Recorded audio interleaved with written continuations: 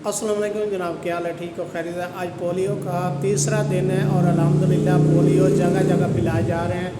वालिदैन से गुजारिश है कि बच्चों को अपनों को घरों में रखें और पोलियो के कतरे लाजमी पिलाएं। इससे जो है बच्चा मजबूत नहीं होता। और ये पाकिस्तान पंजाब में हर जगह पर पोलियो के कतरे पिलाए जा रहे हैं और अपने बच्चों को पोलियो के कतरे लाजमी पिलाएं। आज हमने काफ़ी जगह पर विज़िट भी किया, पोलियो के कतरे भी पिलाए, बच्चों को चेक भी किया जहाँ पर विज़िट हुआ था और बच्चों ने पोलियो के कतरे पिए हुए थे। किसी ने कतरे पिए तो आप भी अपने बच्चों को कतरे पिलाएं। इस वीडियो में हम आपको दिखाएंगे कि हम किस किस जगह पर गए और बच्चों को पोलियो के कतरे पिलाए। पंजाब पाकिस्तान में हम 3-4 जगह पर गए, डॉक्टर MBBS मोहम्मद आमिर शहजाद के साथ और UCMO के साथ भी हम गए। मुख्तलिफ़ जगह पे जाके हमने विज़िट किया डॉक्टर साहब के साथ और घर घर में चेक भी किया कि बच्चों ने कतरे पिए या नहीं। तो वीडियो में हम चलते हैं और आपको दिखाते हैं कि बच्चे। अस्सलाम वालेकुम जनाब, इस टाइम असां 68-69 ਦੇ ਵਿੱਚ खड़े हैं जनाब। ए गलियां ने डॉक्टर साहब जा रहे हैं, UCMO साहब कैसर भाई और डॉक्टर MBBS ਦੇ ਨਾਲ ਇਹ जगह एक घर ਦੇ ਵਿੱਚ चेक कर रहे हैं। कुंडी खटकाई है, लिखे हुआ है किस डेट ਨੂੰ 10 डेट ਨੂੰ 2 ਤਰੀਕ ਨੂੰ ਬੱਚੀ ਬਾਹਰ ਆਈ। ਇਨਫੋਰਮੇਸ਼ਨ ਲਈਏ ਕਿ ਕਿਆ ਤੁਸੀਂ ਆਪਣੇ ਬੱਚਿਆਂ ਨੂੰ ਪੋਲੀਓ ਦੇ ਕਤਰੇ ਪਿਲਾਏ ਜਾਂ ਨਹੀਂ। 68-69 ਚੱਕ ਦੇ ਵਿੱਚ ਕੈਸਰ ਭਾਈ ਸਾਥ ਨੇ।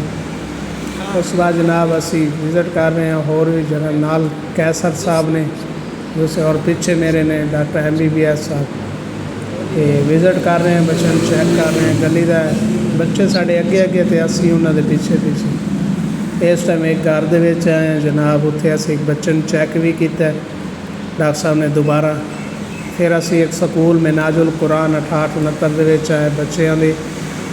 ਉੱਥੇ ਡਾਕਟਰ ਸਾਹਿਬ ਨੇ ਸਲਾਹ ਕੀਤੀ, ਇਨਫੋਰਮੇਸ਼ਨ ਕੀਤੀ ਕਿ ਆਪਣੇ ਛੋਟੇ ਛੋਟੇ ਭਾਈਆਂ ਨੂੰ ਵੀ ਕਤਰੇ ਜ਼ਰੂਰ ਪਿਲਾਓ, ਲਾਜ਼ਮੀ ਪਿਲਾਓ। ਉਸ ਤੋਂ ਬਾਅਦ ਜਨਾਬ ਅਸੀਂ ਇੱਕ ਹੋਰ ਜਗ੍ਹਾ 'ਤੇ ਆ ਗਏ।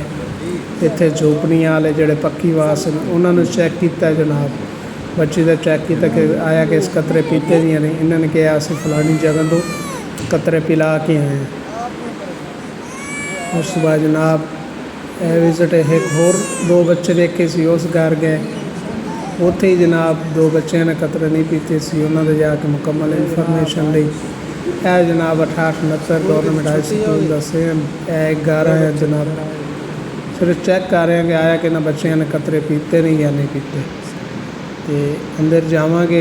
ਪਹਿਲੇ ਬਾਜੀ ਗਏ ਹੋਏ ਨੇ, ਉਹ ਜਾ ਕੇ ਵੇਖਣਗੇ। ਇਹ ਜਨਾਬ ਮਾਹੌਲ ਹੈ ਜੀ ਪਿੰਡਾਂ ਦਾ।